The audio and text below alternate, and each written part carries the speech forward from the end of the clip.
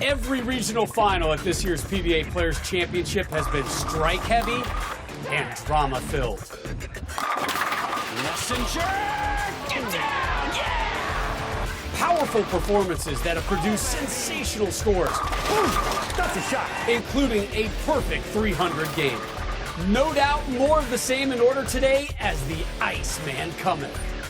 Superstar Jesper Spencer seeks the final berth in the first and richest major championship of the season next.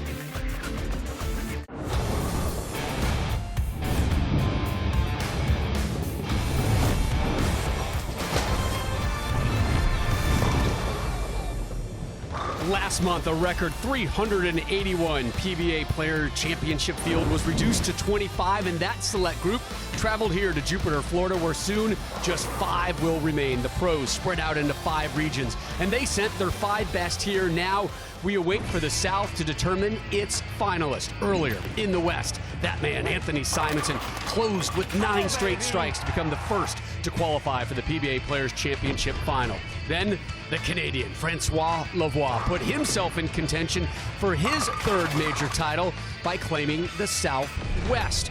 In the Central, it was Tom Smallwood ending Zach Weidman's terrific run from the 5 spot with a 20-pin win. And the Eastern Final, it started with a 300 game, but it ended with Team USA's Kyle Troop earning advancement. So 4 spots booked, just 1 remains. And one of these 5 will fill that void and complete the field for next Sunday's final live on Fox, where the winner will take home a $250,000 payday, the biggest first prize offering this season on the PBA Tour. Glad you're back here with us in Jupiter, Florida. The Hall of Famer, Randy Peterson. I'm Rob Stone here with you.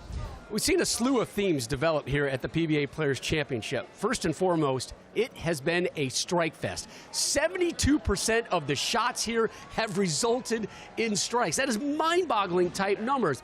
Another theme, we've seen young, relative unknowns getting an opportunity and seizing that moment, but that moment would come to a close courtesy of the veterans holding that 1 spot. One other theme out there. This has been far from a playground for lefties. Yeah, Robbie, it's been more like a graveyard. I mean, if you look at the numbers, the left-handers throughout the event here in Jupiter are averaging 219 a game. The right-handers are averaging 249. That's a 30-pin a game difference. That's huge. I mean, 30-pin differential. Jesper Spencer, however, is a different cat. He's a different animal. 2 titles in 2020 last season, youngest to win the Tournament of Champions. He's got the most powerful strike ball on tour, and at age 25, he's Hall of Fame eligible. I don't think the Iceman melts away today, Rob. No matter how hot or how humid it is here in Florida, Svensson will step up. For more on the Iceman, let's bring in 6-time and reigning PBA Player of the Year, Jason Belmonte. And Belmo, I get the sense that we are all experiencing a truer version of Svensson on the lanes than maybe we saw in the last couple years. Yeah, g'day boys, g'day everyone at home. I think the problem that happened to Jesper was he came out on tour just absolutely on fire, rose to the top very, very quickly with early success. But that success came with the type of bowling ball he was using, the urethane bowling ball. He got stereotyped as a player that could only use urethane bowling ball, so he worked incredibly hard on building his reactive game up. I think that got to him a little bit, hearing what the fans were saying, hearing what his competitors were saying. I had a conversation with him late in 2019 and told him, mate, it doesn't matter what you're using. Your job is to strike. Since then, he had a big 2020 with 2 titles. He's made a show here in 2021. This is the Jesper Spencer that I've seen around the world and on tour, and I'm looking forward to seeing the show he puts on today. Yeah, great advice. Block out that outside noise and just focus on number 1. For more on the Iceman, let's go back to the lanes. Kimberly Pressler standing by with Jesper Spencer. Thanks, Rob. So Jesper, the pressure is on. All the other number 1 seeds have advanced into the finals, including your roommate, Kyle Troop. Did he give you any advice coming into today? We don't normally talk that much about ball reactions or anything like that. We try to do what we can to set up each other into a great mental shape, and you know, that's pretty much all it is at this point. Be mentally strong and throw 10 good shots. Well, let's get some tech talk in here because you were known as that guy who uses urethane. But during our pre-show interviews, you actually said that you'd been working a lot with reactive. Which one are we going to see today? I'm going to stick to my strength and probably use urethane. All right, well, we hope that works out for you. Good luck. Thank you. All right, Kimberly, thank you. We begin match number 1, your 4 versus 5 seed. Dick Allen taking on Tom Daugherty. Brian Ciminelli is your 3 seed. Say hello to Cristian Azcona in our 3rd match. And then, as we mentioned, your 1 seed, Jesper Spencer. He owns 7 career PBA Tour titles, the 2-time PBA League Alliance Cup champion, and Mark Roth League MVP. This is Dick Allen. He is the underdogs champion. He's the people's bowler. He's awesome. He is. He's great. just awesome. I get a silly grin on my face when I see this guy step up. Oh, no. Didn't like it though. Messenger, yeah, kicks the 10.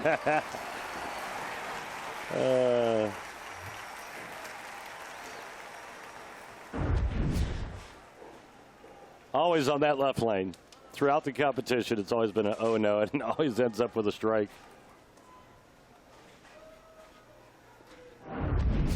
The 2-time PBA Tour champion and 2-time PBA League Alliance Cup winner, now bowling, Tom Daugherty. And real quick, while we have a chance, guys, we would like to wish everybody a happy Valentine's Day to everybody out there. Yeah, happy except Valentine's. for Tom Daugherty. Oh, wow.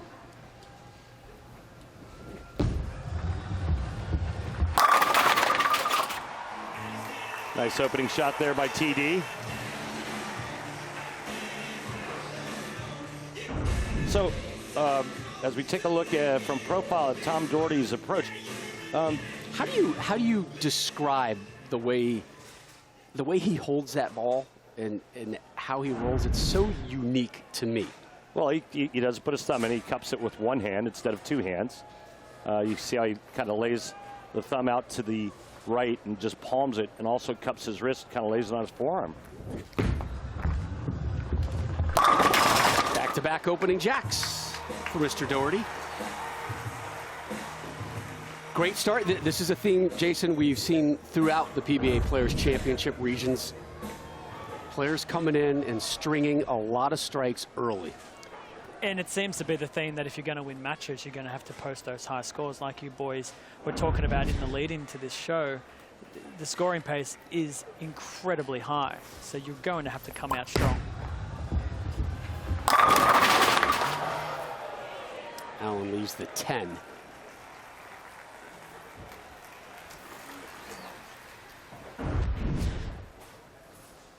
Yeah, and when you bowl big scores, you don't leave a lot of those. No, you're allowed 1. Yeah. 1 or 2, but you know you can't be leaving multiple spare conversions throughout the match. And Dick, you know, it's interesting when we see Dick bowling in higher scoring events because he isn't one to throw the big curve ball. He isn't one with the high rev rate. But what he is brilliant at is controlling his angle of entry into the pocket. So even when the scores are really high, he may not have the power, but he's got the accuracy through the pins to keep up. He's got a great attitude as well. He doesn't allow himself to get too high, too big. He's just a delight to be around. A lot better, Richard. A lot better. And I love it when he calls himself Richard. Richard. The Don Carter 39-foot oil pattern. Again, the area of play for the right-handers. They start between 3rd and 4th arrow, and they kind of get it out to that break point where you see the X. Our 2 left-handers today, Ciminelli and Jesper Spencer, are going to go pretty straight between 1st and 2nd arrow on their side. Well, how about this? 3 straight strikes for Mr. 100, Tom Daugherty. He's almost beat his lower score on TV already, 3 frames in. So as Tom Daugherty takes a re-rec, Rob, what happened between you and Tom Daugherty? Listen, Tom and I had it all.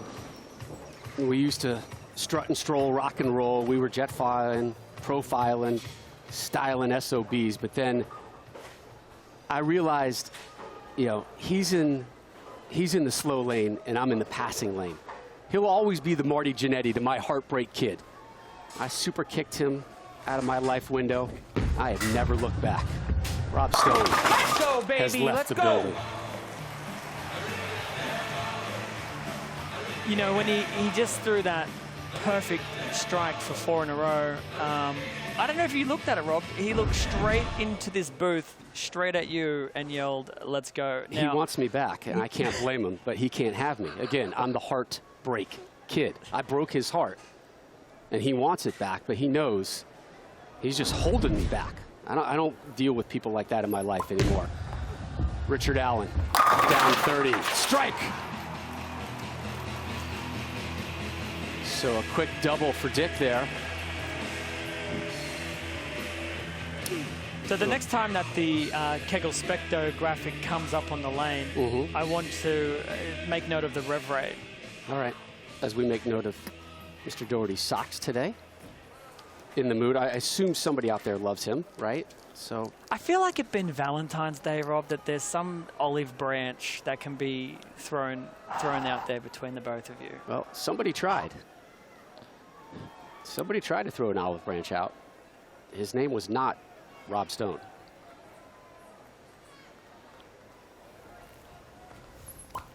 Allen.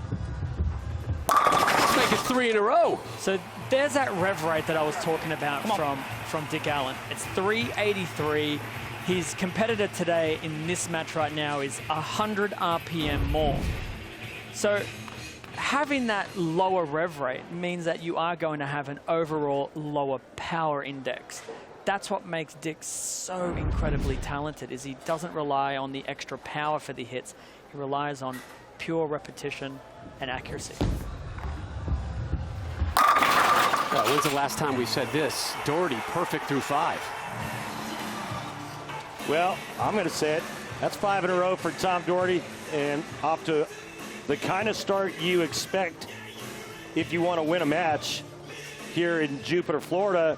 The scoring pace has just been phenomenal, and the players coming in today, they know that. They know that they've got to get on the strike train and ride it as long as they can.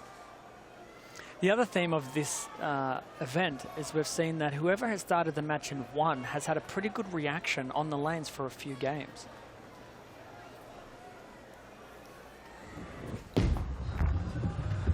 A little Valentine's Day 6-pack for Mr. Daugherty.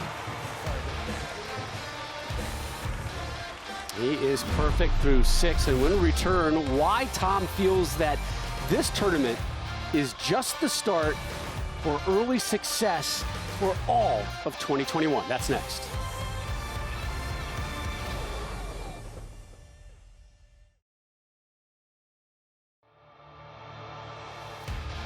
The PBA on FS1 is sponsored by Guaranteed Rate. Mortgage rates are historically low. Save money at rate.com today. We welcome you back to Jupiter, Florida. The South region was contested earlier at AMF University Lanes in beautiful Tampa, Florida, open to international players from Europe, U.S. residents of South Carolina, Georgia, Alabama, Florida. You see the top 5 above the yellow cut line. Some good names. Just below it, Tommy Jones there, 42 pins behind in 6th. Norm Duke, 11th. Dom Barrett came in 14th. WRWJ in 27th. Randy, we talked about the influx of strikes throughout this PBA Players Championship. Just 1 shot so far today has not been a strike. Yeah, you're right. That was Richie Allen in the 2nd frame, but the way we score in bowling, so if Richie Allen were to strike out, he'd have 1 frame. We had 9 spare.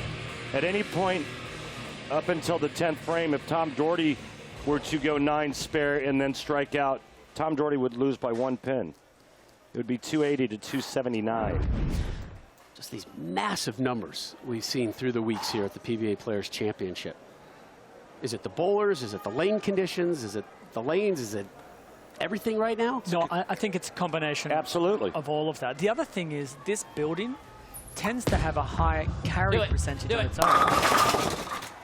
So not only are the players finding or have found the perfect and direct line to the pocket, but this build in itself leads to higher scores because of the internal carry characteristics. Try and say that a few times really quickly. And the players are taking full advantage of that.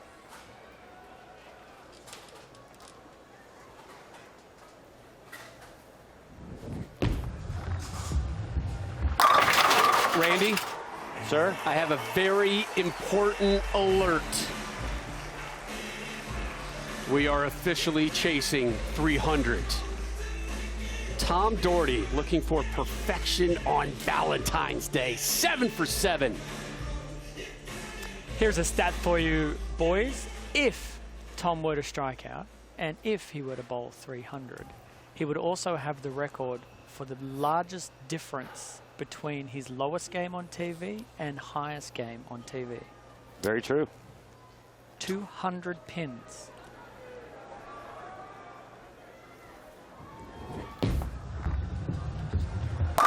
Yes, baby, come on! 8 straight from Daugherty. A double ham bone for my frenemy, Tom Daugherty. I got to tell you, with all these ham bones, man, I'm getting the meat sweats. Right? I mean, I got to get some vegetables in my system, please. Beautiful shot here by TD. Posted up nicely there and keeps the pressure on Mr. Allen. Yeah, and that react after it, again, was to just let him know, you got to keep going, man. And not for nothing, but Allen's been perfect outside of the spare in the second. Nothing but strikes. Strikes in the first, third, fourth, fifth, sixth, seventh, and eighth. Allen is not going away despite Daugherty chasing 300.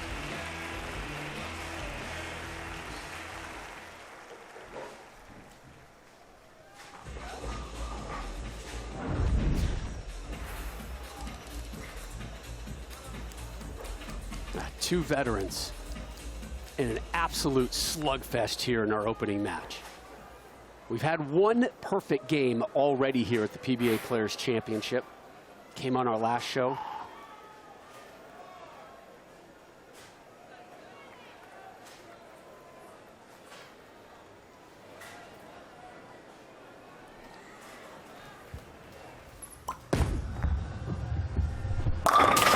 In a row now for the underdogs champ. And what that strike there, Rob, does is it allows Dick to know that if Tom were to miss in the 9th or the first shot in the 10th, he has the potential to win this game. So the pressure now on Tom knowing if I don't strike, I can potentially lose.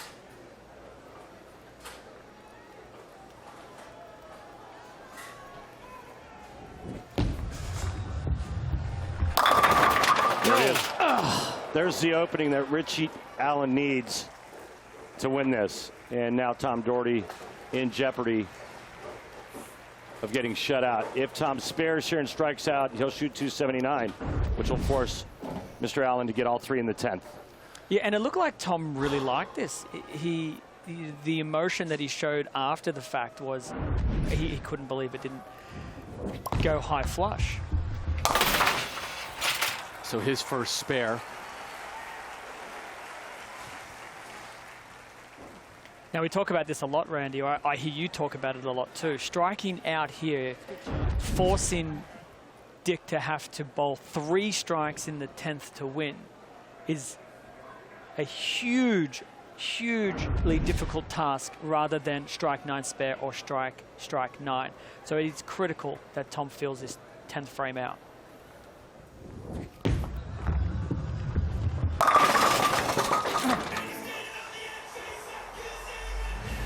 This has been a good one, huh? Yep. Yeah, 2 veterans out here knowing that they need to start getting a few more tour titles, and also, I think, proving to themselves they still belong out here. So much young, up-and-coming, powerful talent running through the PBA, and these 2 dudes, 2 good dudes, have been still sticking around and grinding it out. We mentioned Daugherty feeling really upbeat about this season. The South region was bowled up in Tampa at a facility where Tom had bowled for, he said, about 3 decades. Oh God. Get Super lucky. familiar with it. And now he's staring at a 7-10. Oh, man. What has TV got against this guy? Well, and that's probably the worst thing that could have happened other than not striking, because now, unless he converts the 7-10, he's going to shoot 268, which would force Dick Allen to get a double in the 10th. A strike 9 spare would be a winner, and a strike 8 spare. 8 spare, we have a tie. And that's what I was talking about prior to that 10th frame to Tom, is knowing that you need strike 9 spare to win. It's a lot easier on the head than thinking you need all 3. Right. I mean, if he gets a spare there, then Dick Allen needs a double. Correct. Strike vital here. Has to have it. For Allen. And he's got it. It's not there yet, but oh, he's close. And Tom knows it. Remember, Tom was the guy chasing perfection.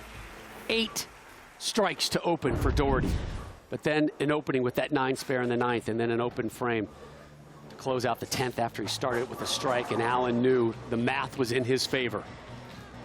I just think it's kind of crazy that Daugherty throws a shot, says get lucky, and he got the opposite of that. Again, the open, whereas if it was a spare, Dick Allen would have to have this strike here. Now all he needs is 9 spare. To win, 8 spare to tie.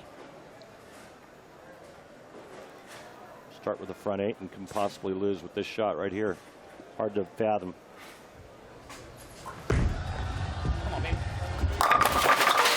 Are you kidding me? Oh, the late kick. The messenger delivers the win for Allen. Not yet, Rob. He has to make it. He still has to make it. But he was millimeters away from a 7-10. From losing. If he losing the game, he'd have to spare the 7-10 to tie the game, and the odds of that happening are incredibly low. So he went from loser to now, winner. Got it. That for the win. What a crazy match that was. Oh my. 269, 268. Closest match we've had yet here at the PBA Players Championship. And your 5 seed, Dick Allen, moves on by 1 over my eternal Valentine, Tom Daugherty.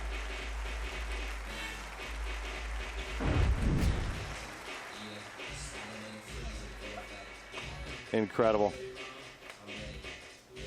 His second shot in the 10th and left that.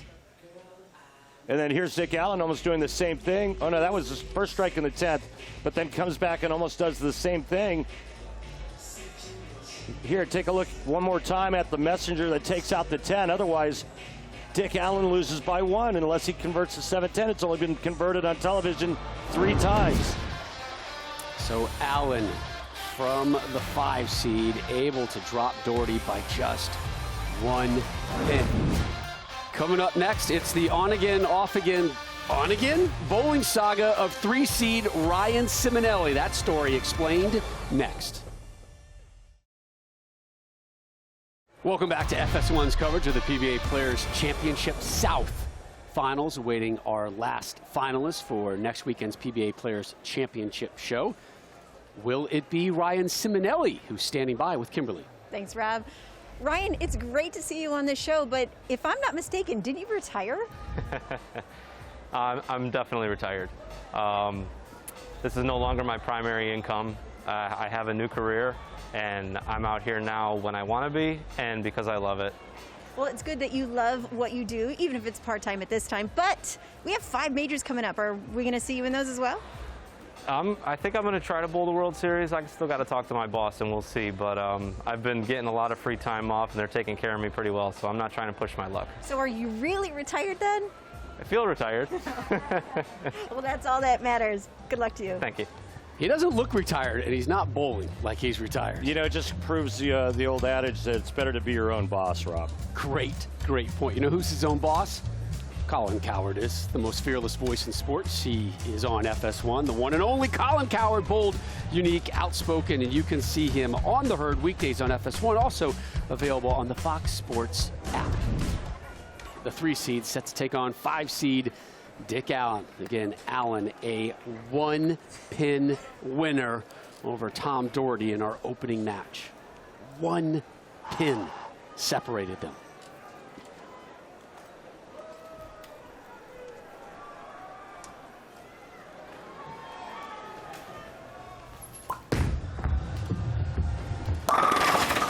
And what else but a strike to start us off?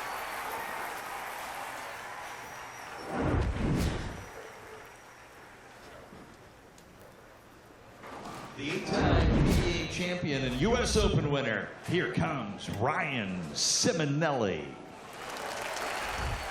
Originally from the Buffalo area, relocated a couple years ago down south to Lancaster, South Carolina. Would he tell us, Randy, he's about a driver away from the North Carolina border from his house? Yeah. I mean, for you, that's probably like a 7 wood, but for Ryan, it's a driver. Yeah, not quite. I'm not real long, but I'm crooked, so I got that going for me. There's that big rev rate of Ryan Ciminelli. I watched him in warm-ups, Jason, and his ball speed was a lot slower than I'm used to seeing from Ryan. You know, typically I think of Ryan Ciminelli as a guy that likes to stand to the left and really throw it hard, and he really toned that ball speed down a lot. Yeah, I think comparatively to what we are used to seeing, you're right, but I still think it's still on the higher end for most players. The thing that I'm going to be interested in is the average of the lefties during this tournament. All the games, I think, Randy, you were telling me earlier, was a 219 average, I think, for all the games bowled on the left. Yeah. And a 249 on the right. So right. That was coming in. Remember, we've already had a 269 and a 268 from the righties. Exactly. So that average has gone up. So it's going to be interesting to see how Ryan attacks the lane based on those scores.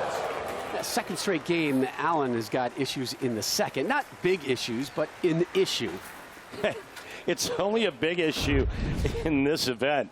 I mean, if it was a regular event, then it wouldn't be an issue, right? But it almost seems like strike or go home. He who misses Strike or first. Go home here. Yeah.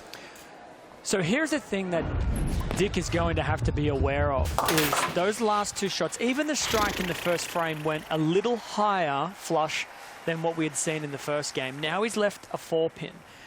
His migration will be to move left, to see more oil. But this is where he has to be careful. Tom Daugherty just had a full game with a 500 RPM rev rate further left than Dick Allen. So he's going to have to be aware that if he makes a move, he's going to see some of that transition that Tom has created from the previous game.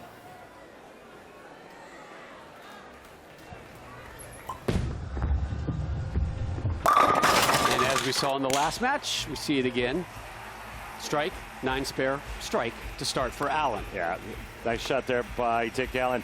Getting back to the lefty-righty thing, remember that the left-handers, as we take a look at his last strike, the left-handers only had 6 games prior to this match for that 219 average, 26 games for the right-handers. And I spoke with Ryan about that, and I said, you know, how are you going to make this work? And he goes, oh, I'll make it work. Well, coming into this day, we had a 72% strike rate. That number is, I think that went up. Start inching up already. Ciminelli, clean through 3, perfect. That's nothing but X's. That's a good sign there when you can miss a little bit to the end and have that ball lay there. Yeah, and his strategy has been a little bit different to what we've seen. We saw Jacob Buttriff try to curve the urethane ball. We've seen Kevin Williams, Paki Hanrahan try and hook the entire lane with the reactive, and Ryan's kind of just fallen in the middle there. Oh. That one was way better. Now, is that a little bit faster? No, it's about the same ball speed. Looks like a pretty good shot right there, just a little to the end. And maybe just enough to make it ring that 7-pin. It doesn't take much. No. It really doesn't. I mean, if the angle of entry is conducive to a 7-pin, that's what you're going to leave.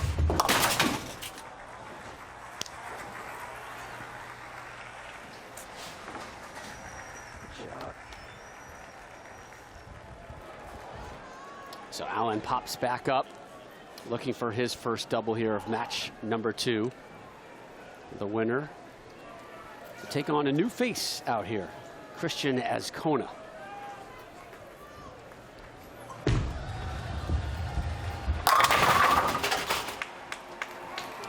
Well, he did. He moved a little bit further left from the last time he was on that lane with that 4-pin. And that's experience, fellas. That's, you know, that is decades of bowling, not just here on tour, but, you know, everywhere he's ever been. Sure. You know, it's funny, I was talking to Dick earlier, right before the show started, and I said to him, you know, is there an era of bowling that you would have felt really comfortable bowling in? And he said, I'd feel comfortable bowling in any era, but I'd probably be happiest in the 70s. And I look at Dick, and he just screams 70s to me, everything about him. Really? What is it about him? He's just retro. Come on, come on! Are you kidding me? Get down! Oh, man, he got double in there a team. little Little tag sooner, team, Allen. couldn't go down.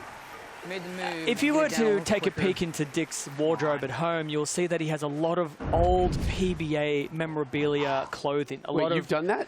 No, not quite. I see him wearing it when he wears around, so I would only imagine that's where he keeps his clothes. But he has a lot of 70s, early 70s, late 70s memorabilia, shirts and hoodies. And he just, I don't know, to me, he would have thrived on tour in the 70s. did you guys see the T-shirt he had on? Yes. The front of it said, "I love bowling." The back of it said, "I hate bowling." And it kind of sums him up, right? It's It's perfect. Back to Ciminelli here. Up 10. Oh, and my. Oof. You're going to get away with it twice. Hey, you heard what he said. I can't get away with it twice. He got that one in again, and it did not hold line.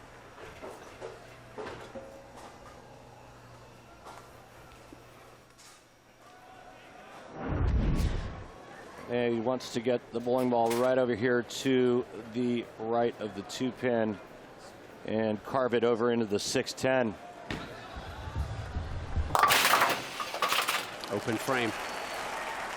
And it just goes back to, you know, what we've been talking about in our theme for this telecast with 2 left-handers and just, you know, 30 pins a game difference from the righties to the lefties. Game 1, 269, 268. And we've also seen a lot, Randy, that if there's been an opening, the other player has really taken advantage. I think Francois Lavoie is the only player that had an open frame to win his match. Everyone else, I believe, if they've opened a frame, have lost. Yeah. Tight one in match 2. Ciminelli versus Allen concludes. The winner off to the Southern Fried Semis.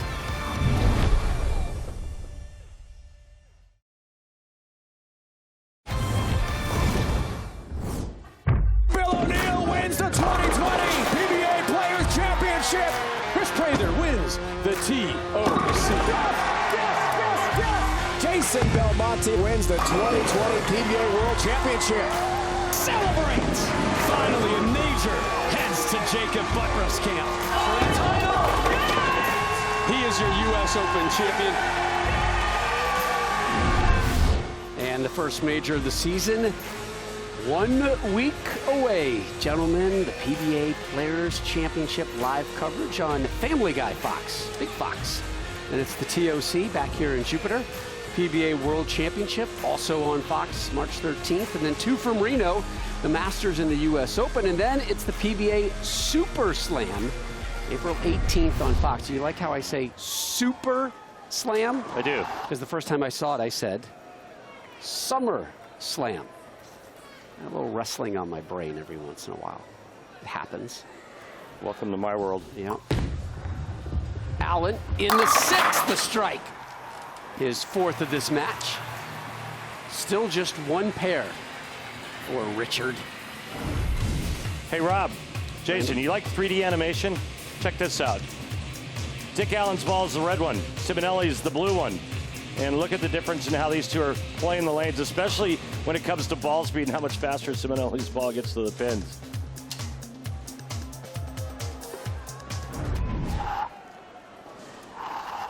That's about what we should expect. Absolutely. Dick Allen, much softer speed, softer hand, lower rev rate. Ciminelli, big hand, likes to throw it. Oh, Richie's such a softie anyways. There we go, his second double. And what's been the theme? What's the one thing that we've been talking about through this entire finals competition here in Jupiter, Jason? Yeah, every time there's been an opening, the other guys just stomped all over that player. And that was critical. That was a critical double out of the commercial break. Ryan is coming back to the lane he just opened on. You want to throw that pressure as much as you can onto his shoulders. The opening came in the 5th, the open frame from Ciminelli. He followed it with a strike, and now another. That's a good comeback. Yeah, it is. You know, that's right there. That could potentially have been the end of the match, knowing that Dick had some potential room to miss. That's a big strike. It was a window opening, but it was like one of those hotel windows where they block it, so you can only open the window like 2.5 inches to get fresh air. You're talking about the ones in Vegas where after you lose all your money, you can't hurl yourself you just out slide of the it out window. and you can barely get your hand out. Exactly. That's how small this window is. Yeah. But yet it's still an opening. And it looks like Allen is going to be involved in another tight one. Again, a 1-pin win in match 1 for Allen over Daugherty, and he is super tight right now. Just 6 pins separating he and Ciminelli. Ciminelli to open the 8th. And another strike for Ryan. That's now 3 in a row. He's finding his groove.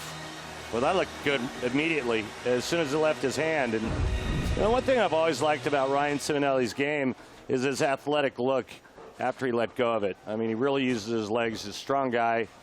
And position that he holds at the foul line, I think, is pretty athletic looking, pretty incredible. I'm going to go out on a limb and say I think he's the best retired bowler I've ever seen. Savage. Savage Belmo. Oh, how about that little hatchet job? Yeah, his music sounds appropriate. Dick has got that stare too right now, doesn't he? I kind of want to go the other side of the street when I see Dick when he's in these type of moods. This is a THB special right there. Typical house bowler strike when he go a little bit high and bang that 9-pin out. Get out of my way, 9-pin. 3 in a row for Allen, 3 in a row for Ciminelli. These two toe to toe, blow to blow. Who will stumble? Who will be left standing? Big shot here for Allen. Sets up the 10th frame. A clutch ham bone for Allen. Clutch. He liked that as soon as he let go of it. And that's always been one of Dick's strengths to his games. It has always been those clutch moments. He always gives himself a chance at a strike. And you can just tell the way that the mannerism, as the ball just goes through the pins, that little fist bump. Yep. Ciminelli, the southpaw. Not backing down. Not backing down. Still 6 pins separating them. And you see the max scores there, guys. 259, 253. So no matter what Ciminelli does here in the 10th frame, he can't shut out Dick Allen. Both these guys ending with a flurry. 4 baggers to complement each other. But again, it's that open frame in the 5th, that big circle around the 6, which is holding Ciminelli down at the moment. 10th frame. Wow. If you like ripping the rack, swipe right, because that's what he just did there.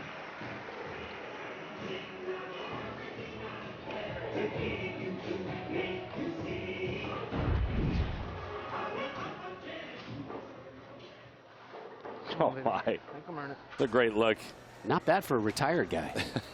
Does he get any kind of pension or retirement plan or anything like that? He's still bowling. He's going to talk to his boss, get those dates off for the World Series. You know it. Ciminelli, the lefty on the left lane. Come on, baby. Come wow. What a run this is. And he's exactly what he just said, make him earn it. Now, Dick Allen must double in the 10th frame. If not, Ciminelli moves on. A nice comeback, though, after the big opening in the 5th frame, Jason. Yeah, and those 2 shots there were carbon copies of each other. He threw them pretty much identical, and the pin carry was pretty much identical.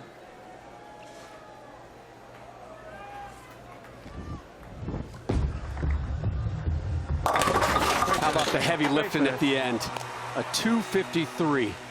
Closed with 7 straight strikes. Allen needs 2 and 5. Anything less than a double in his first 2 shots, and Ciminelli wins.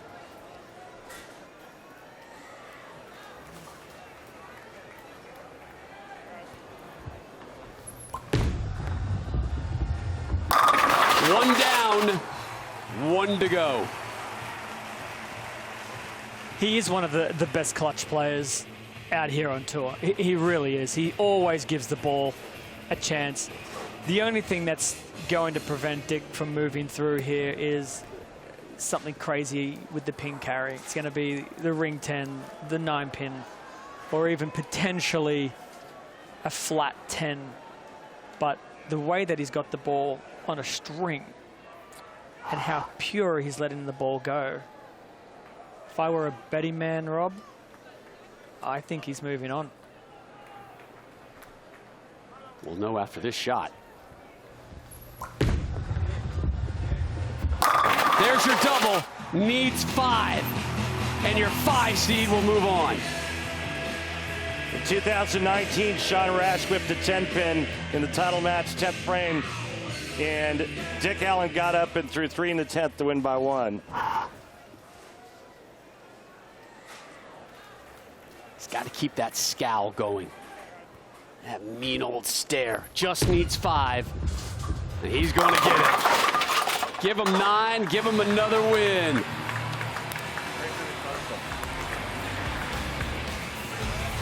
So our opening match, 269, 268, now 258, 253. Yeah, the good thing for Cristian is he's getting worse, right? it's coming down, Cristian. So Allen with a 1-pin win and then a 5-pin win. Up next for him, well, let's just say elite athletes from Puerto Rico have littered the boxing ring and the baseball diamond. But up next, Cristian Azcona looks to bring bowling to the forefront of his home island.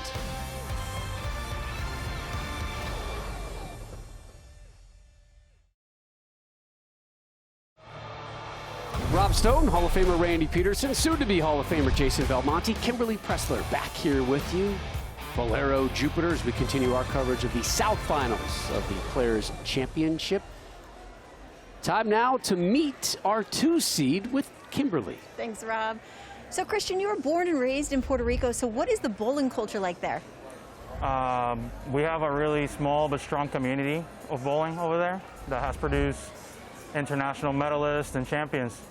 Well, you shared with us that as a child back in Puerto Rico that you used to watch the PBA on TV all the time. So how rad is it knowing that right now kids back home are watching you on TV? It feels great. I mean, that's what it's about in my book. I want to show them that it's possible. Tomorrow it could be them here. It's always a good day when you can inspire. Good luck on your debut. Thank you. Kimberly, thank you. Millions of kids nationwide are without their normal access to sports and play due to COVID-19. That's why Fox Sports and Good Sports are restoring play for kids and the programs that serve them through donations of brand new sports equipment. Text PLAY, P-L-A-Y, to the number on your screen to help keep kids in the game. Dick Allen still in this game, the 5 seed, with a 1-pin and then a 5-pin win to get himself to the semis of the South.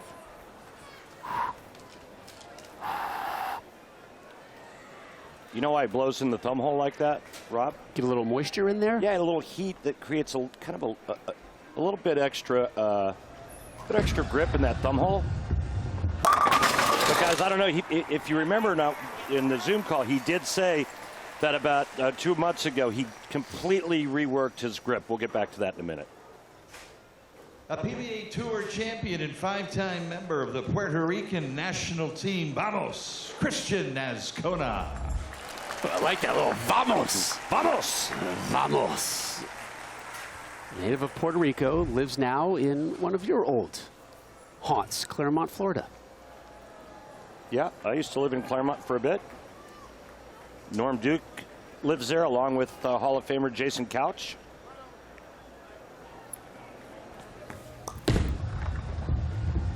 Oh, he looked a little wide right. Fortunate to get that 10 to drop late, so he leaves double wood his first really important shot under the lights of television. Yeah, wide right, to say the least. That got just outside the third board. And very fortunate just to leave the 2-8. Yeah, I think he's in the right part of the lane through the front, say 20 feet, but the break point a little further to the right. And I'm not entirely sure if his move now, based off of that, my fear is he moves right off of that. I'm hoping that he recognized, no, it was just a little bit too far to the right. Down lane, I'm going to stay where I am, make the right move with my eyes. Very important pickup for the young man, and that is going to be your spare of the game, brought to you by Guaranteed Rate. Mortgage rates are historically low. Save money at rate.com today. Chopping that double wood out of the way. So he starts with the spare. And I'm sure that was just little nerves. First shot on television. Get that out of the way. You remember your first shot on television? I do. How'd it go? Not good. Wasn't my best shot I've ever thrown in my life. The first two were rough. I remember that. I was bowling against Billy O'Neill, and it was in Long Island, New York. Yes. Love that place. I ended up getting fortunate and beating Billy and beating Mike Fagan was my competitor in the title match. But my first couple of shots, yeah. The Rat Pack. You took care of the Rat Pack. You dropped Billy O. Yeah, I miss and Fagan. I miss Fagan. We all do. We still text. We're in a group chat, so we're always having a laugh amongst the boys, and I'm absolutely sure he's watching these shows right now. Of course he is. Check your phone right now. I think I just saw it light up. Back-to-back spares for Azcona, and we've been talking about this, Randy, throughout the tournament. You open a window, somebody's there to shut that window on your fingers, right? And right now, Alan says, I started with a strike. You have given me a pair of windows. Watch out. Sliding glass door. Hello. Got the strike. And when you can trip out the 4-7-10 like that, that's always nice, especially for a double early. And I believe that is the first time in 3 games that he actually struck in the second frame. Not that that matters, but I just thought I'd throw it out there. Yeah, and for those watching the Kegel Specto strike path, you'll see that the ball through the arrows now is a little further left. And we're a couple of games in, the oil is starting to manipulate and transition. And because of that experience, Dick is already moving ahead of the moves of the manipulation of the oil, if that makes sense. So now he's at, what, 21.3 at the arrows, and I believe he started the TV show today much closer to the 16th board, and it's progressively moved further and further left. Yeah, so we got the thumbs up from Brett Sims that he did start around 16, so he's a good five in from that. Yeah, but the break point will remain similar. Yeah. He won't be moving the break point too much because he wants that angle of entry through the pins.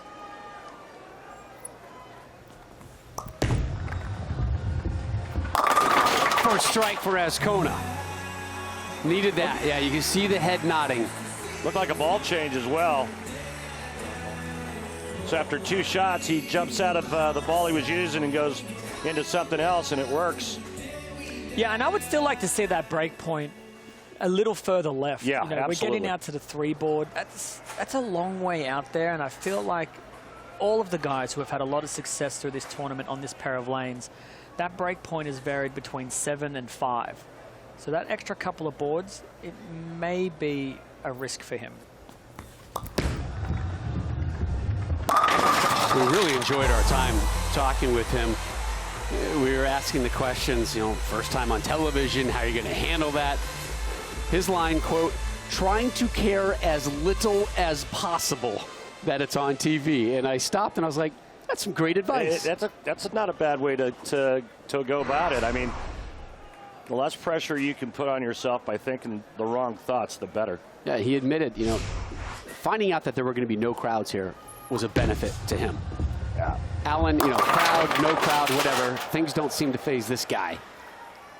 He's got a soft challenge here in the fourth after opening up with a 3-bagger. So now this is either transition or he didn't move off the last shot. And you'd be surprised if he didn't move when he went high and tripped out the 4-7-10 late. Yeah, well, and Dick's arsenal of tricks that he has is he can manipulate his release with his hand, you know, pretty much on command. So sometimes when you or I might want to move left, he sometimes will do a trick with his hand so he doesn't have to lose that ball path. Speaking of the hands, he's been working on his grip, changed his footwork, changed his grip. And he said, I looked at those who've had longevity in this sport, right? The Dukes, the Walter Rays, all of them had something similar. He's a little bit more, was it under on the fingers now? Yeah, he pitched his fingers a little more towards the center of the ball. So he's got under pitch in the fingers. He went to a little bit more reverse in the thumb, but you know, he was looking at Duke, Weber, Voss, and their grips, and he goes, why am I pitched the other way when those guys aren't? And they were in the game for a heck of a long time, so he changed everything up. This is what I found fascinating, and you jumped on it right away, Randy. The feel of even a 30 seconds of an inch makes such a difference that you as a professional bowler would feel it immediately. Azcona with the strike. Go on, Randy. Yeah, so I mean, when you're getting a ball drilled and let's say your span is 4.5 on the middle finger and 4 3/8 on the ring, which is what my cut-to-cut span was. If the ball driller missed either one of those lengths by a 32nd of an inch, I could feel the difference, long or short. And so that's the sensitivity of hands. 32nd of an inch. That's the sensitivity of some hands. Right. Now, some players weren't quite as sensitive, but Dick Allen is. I was that sensitive. I mean, you can literally feel it as soon as you put your hand in the ball. Azcona, after that slow start, pair of spares to open. Struck 3 times in a row. Let's make it 4. Yeah, and that was his best shot. Off his hand, through the arrows and the break point. There we see that 6.8. That seems to be the magic number. 6.8 is a great number. The conclusion of Allen and Azcona next. The victor will sit just 1 win away from qualifying for next week's major.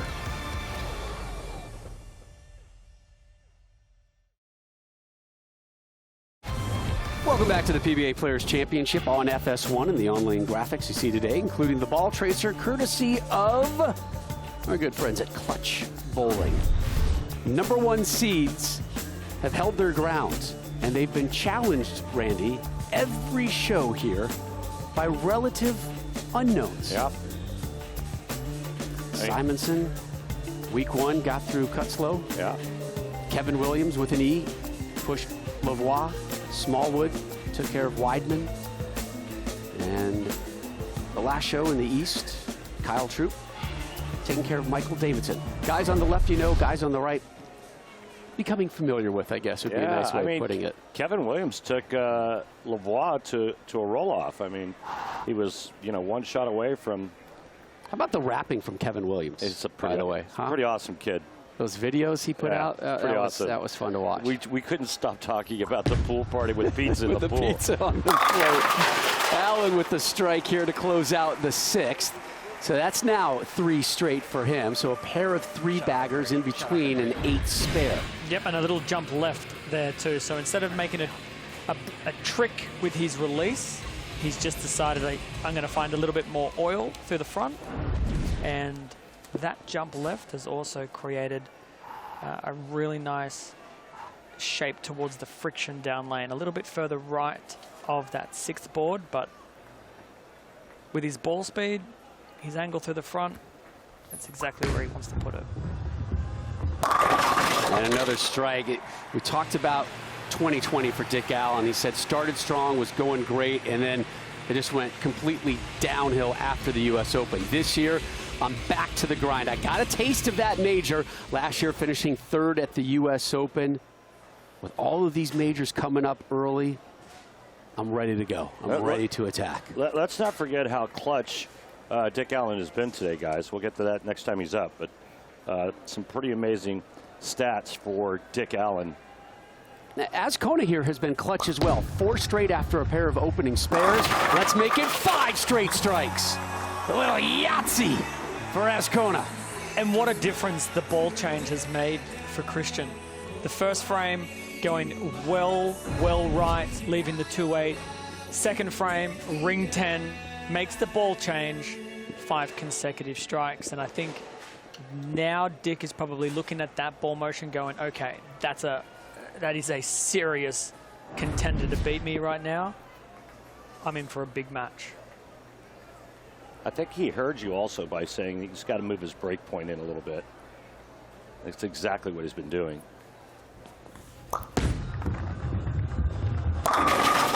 Oh my goodness. Left the 8. Stupid. I don't have a lot of experience leaving 8 pins. I can't really Nor comment. do I. Randy, I'll let you explain what happened here. Savage. I can't. And on Valentine's Day, I Belmonte. can't because Savage. I'd get fired. Hold on, let me just mute your mic real quick. Yeah, it's getting the sweats right now. Oh, God. That's just so awful because now it could potentially cost him the match, too. I mean, he just threw it perfect. Just absolutely perfect. You know, when we're on tour and we're throwing strike after strike and then you leave an 8 pin like that, any other pin in the game, we can look at it logically and go, okay, I understand why that happened. But the 8 pin, it's baffling every time. Do they say like, I got Peterson's or anything like that? No, but we should totally start doing that.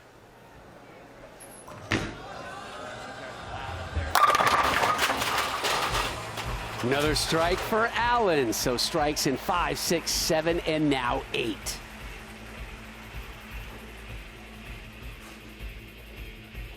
So the difference between game 1 and game 3, Jason Belmonte touched on it. Game 1 is the red ball. You can see 6 boards left at the launch angle. And then the difference down lane, a good 4 boards. And then the entry position is going to change, obviously, because there's more angle being created. So there is the difference from game 1 to game 3. That's because oil gets taken off the lane by these bowling balls with each shot thrown. Another strike for Allen. Is that a typical change that you would see, or does this seem bigger or smaller than normal? I don't know if there's a typical change. It depends on the pattern you're bowling on. It depends on where the players are playing. If everybody's in the same zone, they're going to break down faster. So there's just a lot of variables that go with it.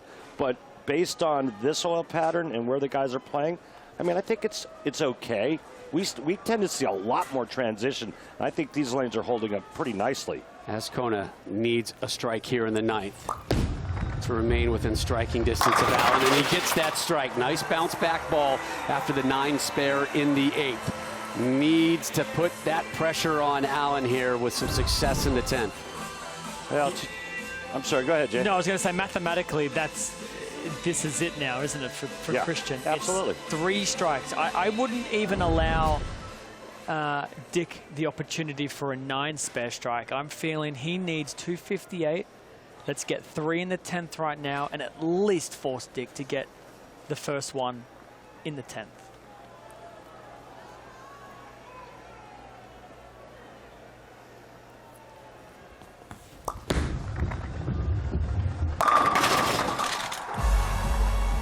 Well, there's the first. Yeah. Pretty clutch. Man, you hit it on the head. When he made that ball change and then started to move his break point in a little bit, you could see just how comfortable he got. And the way the pins are falling too, it's as a player, when you see the pins fall certain ways, you gain a lot of confidence. You know, when you're getting a lot of mixer strikes, and the 6-pin is kind of a little flat, but it's still doing its job, but it's very flat. You don't have a lot of confidence that you can string a lot of strikes. This ball change for Cristian, the pins are getting pushed off the deck completely, and that gives you a lot of confidence that, you know what, if I just throw it pretty good, I've got a good chance to strike.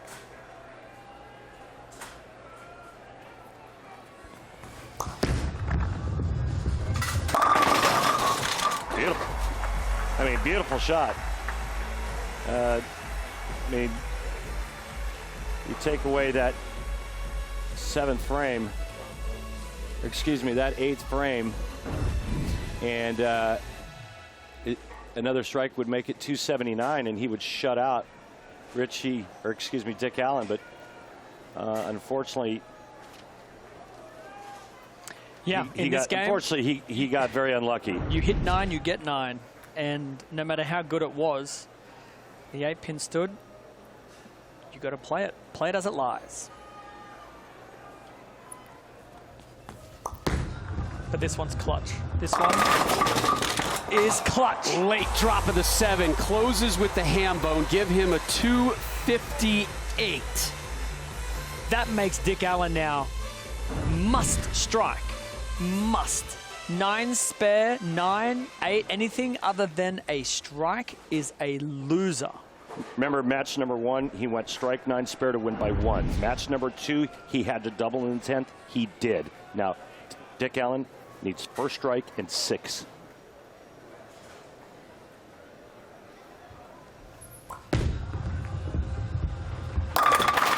He did the walk away. He knew it. I mean, that could have been a 9-pin. That could have been a solid set. I mean, there was a lot of things that could happen. That's pretty high flush. Yeah, it could have. It didn't. And that's what makes Dick one of the most clutch players on tour. He just gives the ball a chance every single time he needs it.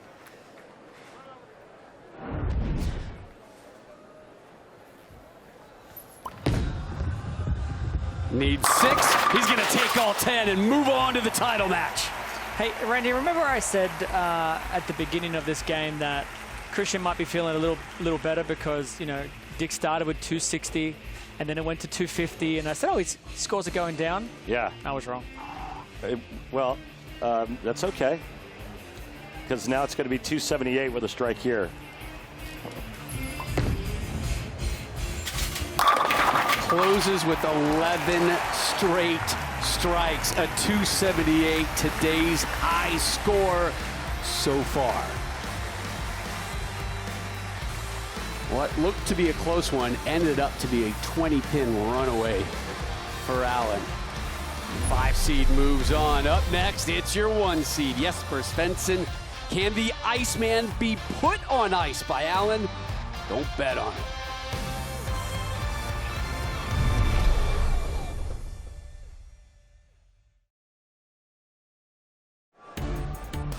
Bowl anywhere, anytime with the new PBA Bowling Challenge mobile game for iPhone, iPad, and Android. Head to PBA.com to check out the game. It's continuously updated with new competitions and challenges. Download the free app today. Take a look at the updated step ladder here from the South region of the PBA Players Championship. We've got 4 of our 5 finalists booked. Up next, it'll be either Svensson or your 5 seed Dick Allen in line for a potential $250,000 payday, the biggest winning purse of this PBA season. Jesper Spencer, the Iceman cometh, the Iceman about to hit the lanes. He is your 1 seed. We've talked about the relative struggles of lefties here so far at the PBA Players Championship. Svensson set to try to end that. Rob Stone, Randy Peterson back here with you. This is setting up to be the 3rd 1 versus 5 matchup here of all the regional finals that we've had leading up to the PBA Players Championship. The number 1 seed has won all of them. However, in those prior 2, the 1 seed was taken on a newbie, a relative unknown. Richard Allen is not a newbie. He is not a relative unknown. He's a guy who, when the heart rate should have been at its highest here today, he has performed. Yeah, and I think Jason and I both hit on it that he's one of the best clutch players on the PBA Tour. When you look at what he's done today, match number 1, he needs a strike 9 spare at least to win and beat Tom Daugherty. He does that, wins by a pin, 269-268. His next match against one of the 2 left-handers on today's telecast, he needs 2 in the 10th and good count against Ciminelli. Ciminelli bowled 253, which is the highest game a left-hander has bowled here in Jupiter. And then in our last match, Dick Allen needs the first strike in the 10th to beat Azcona, and he does it. So it's been nothing but clutch for Dick Allen thus far. Also, keep this in mind. For the 3 games today, Dick Allen is averaging 268. Jason Belmonte joins the conversation right now. Do not back Richard Allen into a corner because he is going to knock you out today. It's been phenomenal, hasn't he? I mean, he's missed 5 times in 3 games. An 805 series for those 3 games. He's got to be feeling really confident heading into this final match against Jesper. And Jesper also has to be looking at it as one of 2 ways. He eventually has to stop striking. Is it going to be now? Or is he going to perform another 260-plus game at me? If you are Jesper right now, you're probably hoping for the first case, but you're expecting the latter. So Jesper's got to come out firing early, and he's got to maintain that fire all the way through the game. So, Jason, let me ask you this. If you're Jesper Svensson coming in your mind, how many times do you think you can not strike and still win this match? I think the way that you would need to approach this isn't necessarily looking at it as an entire game. Jesper's got to be walking up to the foul line thinking just this one shot. That's all that matters. This is what I'm going to be focused on, and I'm going to try and perform my best. If you start looking at it from an entire game's perspective, it puts a lot of extra pressure on yourself, especially if you start spare, strike, spare. So what I would advise Jesper to do is ignore the past, ignore Dick Allen right now, get up there, make your best shot possible, and see if at the end of the game you've knocked over more pins. Let's just make a large graphic right now and dump it on the screen that says strike or go home. Don't bother me with your spares. That's kind of been the theme, right? Just strike, and you're able to move on here at the PBA Players Championship. So there's a look at your 4 winners already who've qualified for next week's first major of the season, the PBA Players Championship Final. Live coverage on Bart Simpson Fox, Big Boy Fox at 12:30 Eastern, Simonson, Lavoie, Smallwood, Troop. Who is going to join that list? Will it be your 5 seed, Dick Allen, continuing this magical run, or will the Iceman win it? Your 1 seed, Jesper Spencer. Find out with us next.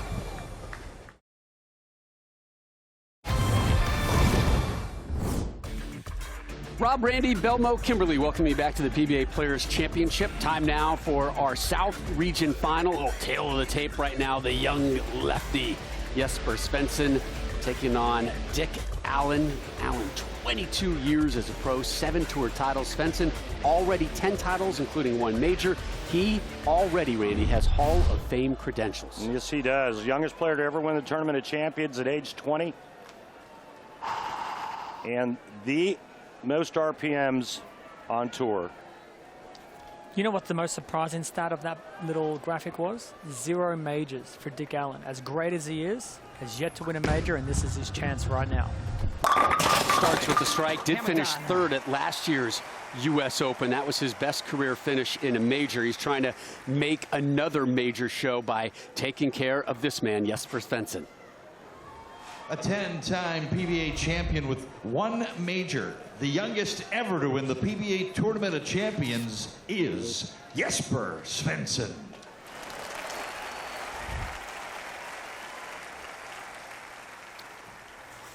Gothenburg, Sweden native.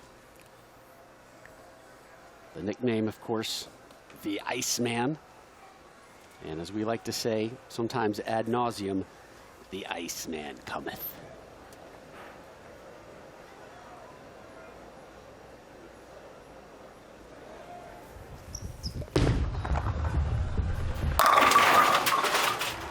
Get used to that image and that sound. It's a lot of RPMs. Yeah, it really is. In one of the most unique styles, 1 or 2-handed. But it's just kind of a a thing of beauty. It's a masterpiece to watch, and I'll tell you, he's very entertaining when he gets it going. There's none too much better than this man, Jesper Spencer, on tour. I think Jason will agree with that. When he's got his thing, he's hard to beat. Yeah, the amount of power and the fact that when he's left-handed as well, that there's a little less traffic on his side of the lane. It's very difficult to slow him down when he's on fire. Made 3 singles TV shows last year, winning 1, the Indianapolis Open, when he won it as a 1 seed like he is today.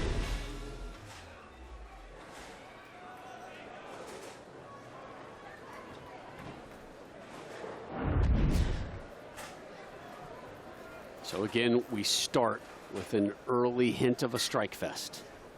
3 shots, 3 strikes. Allen continues it. Messenger hammers the 10. He's not used to slinging wood that quick. Where did that come from?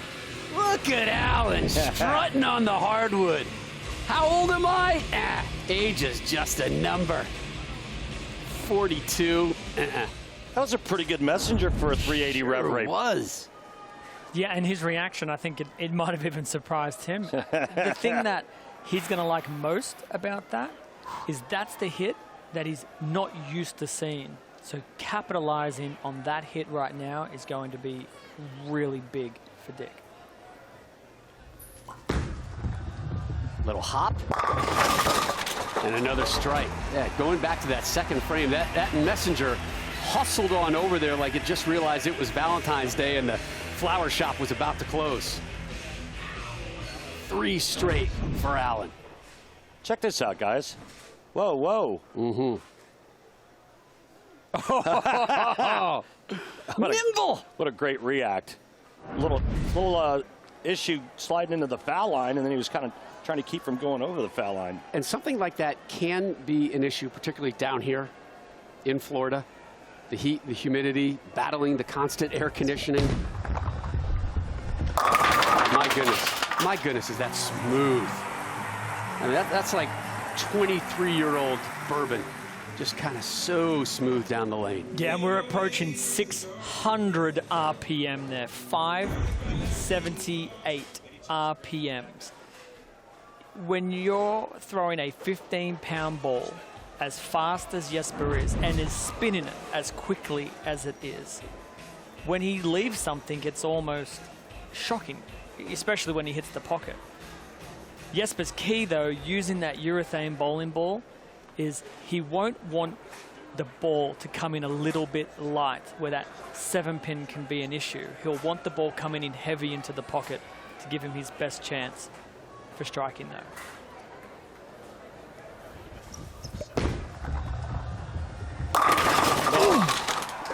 There you go, right here. Approaching 600. It's like throwing a baseball about 107, 108 miles an hour. And I asked Jesper with the pandemic how he was able to practice during his time off, and he said, well, Martin Larsson's got the keys to John Scott's arena in Gothenburg, Sweden, so we just take the keys and open up the building and go in and practice. Sweden pretty open through the pandemic as well. Yeah. Allen, another one. Back-to-back ham bones. Every weekday morning, Skip Bayless, Shannon Sharp, Jenny Taft as well. They go head-to-head on the day's hottest sports topics. Undisputed with Skip and Shannon weekdays, 9:30 a.m. to noon Eastern, only on FS1 and the Fox Sports app. Last chance for romance. Last chance to get into the big dance and a shot at $250,000. Biggest winner's payday on this season's tour.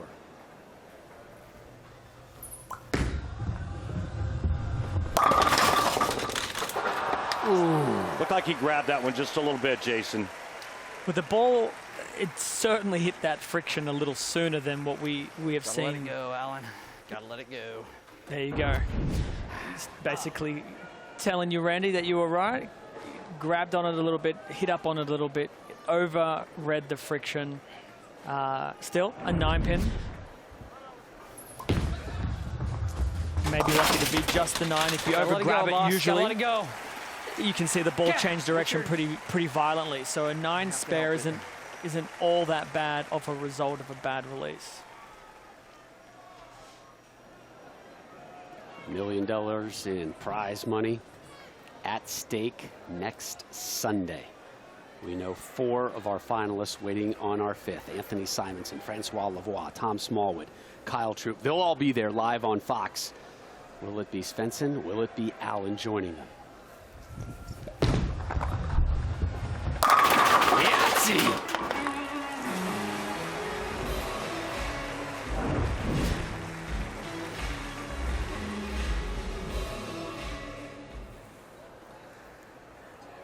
We've been saying it all tournament long.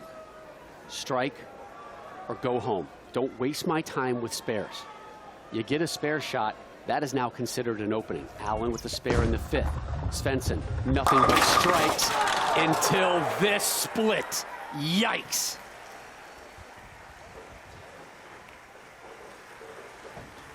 Well, typically when you leave a 7-9 for a left-hander, that's because the ball hits very, very weak. And for the life of me, I could never begin to explain why a 560 rev rate bowling ball would ever leave a pocket 7-9. Takes care of the 7, open frame in the 6th. There really is no way to describe that. That's not supposed to happen. My goodness, and Svensson's going to have some time to stew on that one. Allen, though, knows he has just been delivered a Valentine's Day opening. Allen, Svensson for the South region next.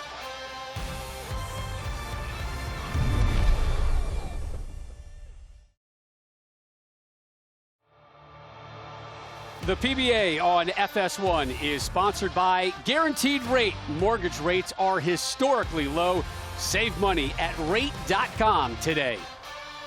Just a beautiful location here on the east coast of Florida. We are in Jupiter. It's the final of the South region. Svensson with an open frame in the 6th. Allen off a spare in the 5th knows he has been gift wrapped. A little Valentine's Day gift. Will he capitalize on it? It's been a theme all tournament long. Grant somebody an opening and you pay for it, and Allen gets a strike in the 6th.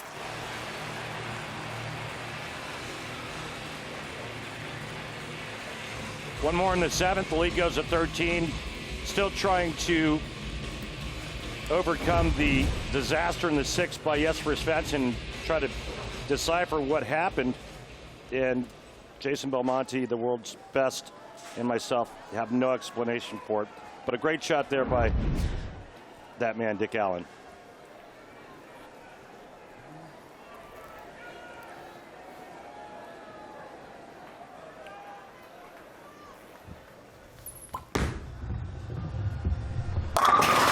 Sixth strike of this final for Allen, and he is feeling it, getting closer and closer to moving on. Let's take a closer look at how these two guys compare on the lane.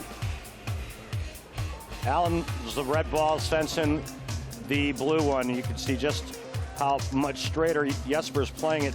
Obviously the only lefty on that side using urethane, and Dick Allen following the transition, moving farther and farther left since the start of this telecast.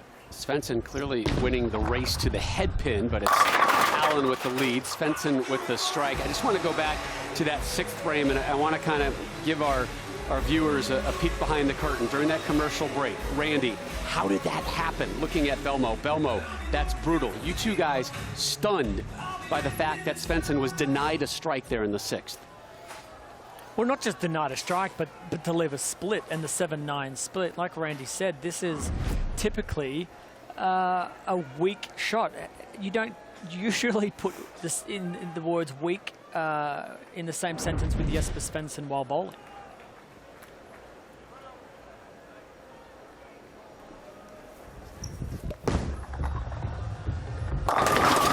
Started with the 5-bagger, had that open frame, responds with a double. Hang on, but that's exactly the point. Did you see that? It looked like somebody threw like a 5-gallon drum full of TNT at the pins. I mean, they just went everywhere. So that's why the last shot on that lane is inexplicable. Watch this. This is a slaughter.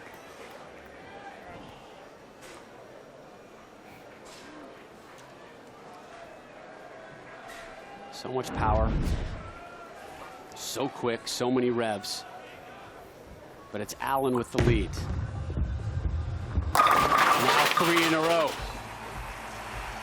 Clutch all day. Man, no has he surprise. been. No surprise. He's controlled his angle of entry into the pocket today like a Hall of Famer. Having that lower rev rate and having to move left through the transitioning of the oil pattern, a lot of guys will tend to find their carry decreases as they move left with lower rev rates. But Dick has such an incredible touch at the bottom that he's able to control his break points so well and still get that angle to see, you know, an average of 268 today. And by the looks of it, he's only going to raise it.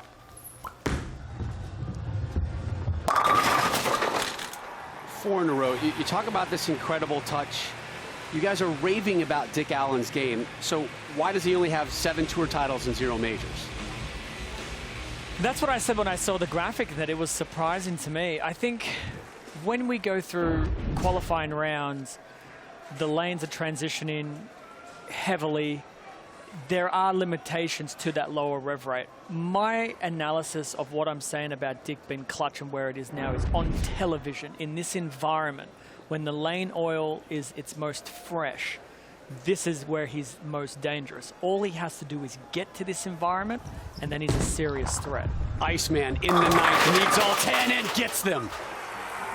3 in a row for your 1 seed. In danger of being the first 1 seed not to move on to next weekend's PBA Players Championship show. But he's closing the gap, down 13. Yeah, another beautiful shot here by Jesper Spencer, who could easily have the front 9.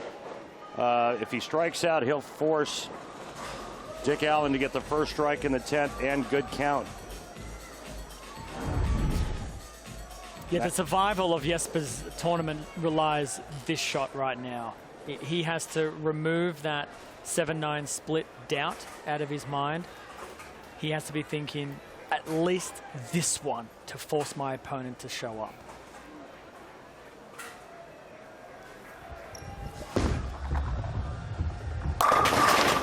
Went medieval on that rack.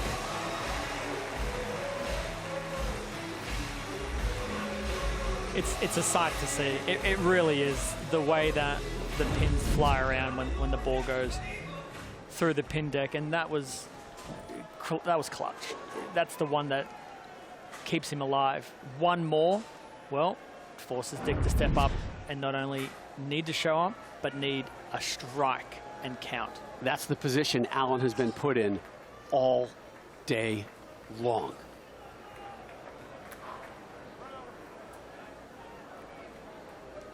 Tournament life on the line right here for Jesper.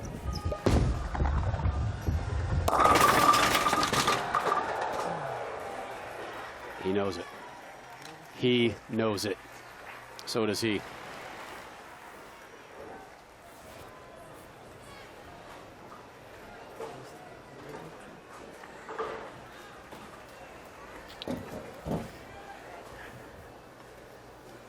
The ball just overread. Yep.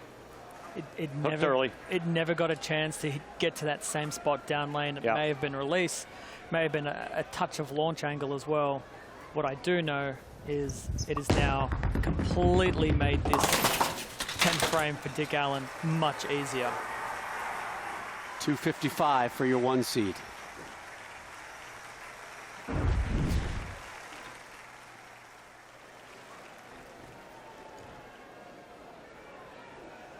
Second lowest score we had here today at the South Region Finals.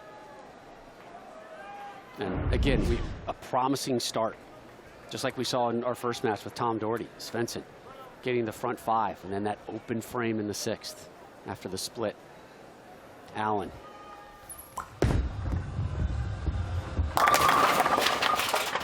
Needed a mark. Got a mark. Yeah, flex it out. Flex it out, Allen. Flex it out. What a performance.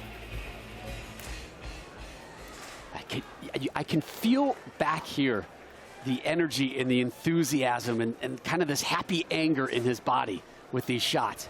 He wants to explode, and you might see it right about now. Yep, you heard it and you're seeing it. Allen moves on. I mean, we've seen some pretty amazing performances through this competition. None better, in my opinion, than Dick Allen today. It wasn't just the high-scoring match. It wasn't just the fact that he has only missed, well, with that fill shot, 7 times today. It was each match required him to step up in the 10th and throw the strike, and that is why I consider him one of the best clutch players on tour. I mean, guys, he averaged 270 today. A 269, a 258, a 278, and a 277 in the final.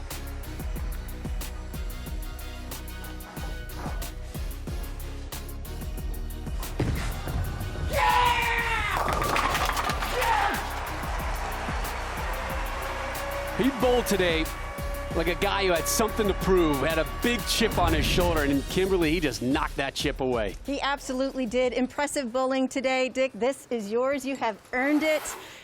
You have 4 wins today. So what kind of statements are you making heading into the finals? There's no statement to be made. Just go out there and play your own game and do what you're good at, and hopefully the pins fall where they may. Well, what is it that you did today that worked for you to work on these conditions? Because it seemed like it was imperative to strike in order to advance. Stay aggressive, you know, not try and get cute, you know, and just overplay your hand. You know, I mean, that's all I could do. Just do the best that I could. Well, the guys in the booth, they have said all show long, they described you as being the most clutch player in the PBA. What are your thoughts on that? I mean, when I get there, I try to take my opportunity, you know, with a grain of salt, you know, and just eat it, you know, just get it done. Well, your last question is multiple choice, okay? So, did you bowl so well today because A, we match and wore purple for Valentine's Day, B, White Zombie was your strike song, or C, because you're just a damn good bowler? Is there an E? Is there a D? Is there an all of the above there? Because I think that was it. This is your moment. It's all of the above. All of the above. Congratulations on your win. Thank you. We'll see you in the finals. Well, there are 5 multiple choice options on who's going to win the PBA Player Championship Final. Live coverage Sunday, 12:30 Eastern on Fox. Simonson, Lavoie, Smallwood, Troop, Allen. How are they going to be categorized in 1 through 5? There will be a seeding match on Saturday to determine how big is that 3-game seeding match. Oh, by the way, I mean, we're talking $250,000 on the line for your winner. That is just massive. Here's how Dick Allen was able to move on today. Tom Daugherty teased us with a 300 game. Allen able to survive and move on. We go to match 2, Randy. And match 2, he needed to step up again and throw 2 in the 10th frame, and good count to get past Ryan Ciminelli, who shot 253. Match number 3, a lot of the same. I mean, Azcona gets red hot, leaves a solid 8-pin in the 8th frame that eventually would cost him that match. Dick Allen needed the first strike in the 10th, and he got it, and then against Jesper Spencer. The unthinkable happened to Jesper in the 6th frame, then that shot the second ball in the 10th. Dick Allen needed a mark, gets a mark, and one of the most incredible clutch performances for 4 games I've seen in a long, long time out here. Here's what was verified. If you are clutch and you can throw strikes, you are really, really dangerous on the PBA Tour. Dick Allen dropping 1,082 pins today. Over $1,000 worth of pins. Yeah, insane. He averaged just over 270. Yeah, huge, huge numbers. So, Belmo, let's start looking forward to Sunday's final on Fox. And you've already noticed one little theme between the 5 finalists. Yeah, I mean, look at the range of styles that have come through these qualifying finals. Anthony Simonson, Francois Lavoie, Tom Smallwood. We have now Dick Allen and Carl Troop. I mean, a wide range of styles, but also some of the absolute cream of the crop from the previous few years on tour. I think we're going to see an incredible Final 5 matchup. That seeding round, though, that is going to be one of the most intense seeding rounds I think I'll ever see. From first all the way down to 5th, $200,000 difference based on a seeding match. you want to make sure you're striking in that round. Yeah, the strikes need to start on Saturday and carry over on to Sunday next week. And you and I looked at those 5 headshots, and we both kind of nodded. Like one of those nods and those looks of pretty good show. It's a great show. And I mean, I think that based on how each player got there was pretty impressive. And, you know, Jesper Spencer 1 shot away from making it, you know, 5 top seeds getting in. But it was just too much Dick Allen. I mean, you can't take anything away from Dick. He bowled amazing. And then you've got Simonson, top 3 in the world. Kyle Troop, who is just on another level right now mentally, one of the best players out here. And then a mixed bag of some older guys, and then Mr. 300. So we're going to crown a champion live on Fox next Sunday, February 21st. Coverage starts 12:30 Eastern. It's the PBA Players Championship Final for Randy, Kimberly, Jason, and our entire crew. I'm Rob Stone. You've been watching the PBA on FS1.